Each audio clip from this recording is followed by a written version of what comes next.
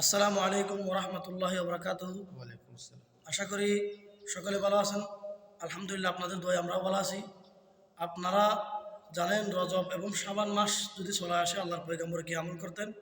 আমরা সকলেই এই আমল করার চেষ্টা করব। এই আমল সম্পর্কে আমাদের সামনে এখন কথা বলবেন বিশিষ্ট আলেমদ্দিন নওজোয়ান খতিবুল ইসলাম জনাব হযরত মাওলানা খারি আব্দুল গনি জিহাদি সাহেব, বারাকাল্লাহু ফি হায়াতি। ধন্যবাদ। আল্লাহ রসুল সাল্লাল্লাহু আলাইহি ওয়াসাল্লাম হাদিসে পাকের মধ্যে বলেন, ক্বালা রাসূলুল্লাহ সাল্লাল্লাহু আলাইহি ওয়াসাল্লাম ইজা দাখালা রজব ক্বালা আল্লাহুম্মা বারিক লানা ফি রজবা ওয়া শাবানা ওয়া বাল্লিগনা রমাদান।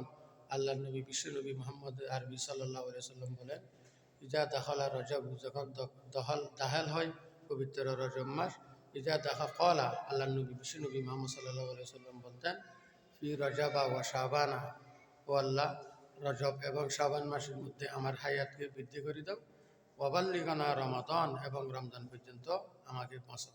সেজন্য আমরা সকলে রজব এবং শাবান মাসে আমরা এই দোয়াটি বেশি বেশি করে পড়ার চেষ্টা করব। আমি আপনাদের সুবিধার জন্য এই দোয়াটি আবার বলি, আল্লাহুম্মা বারিক লানা ফি রজবা ওয়া শাবানা ওয়াবাল্লিগনা রমাদান। ভালো লাগলে সবাই একটু শেয়ার করে দিবেন। ধন্যবাদ সবাইকে।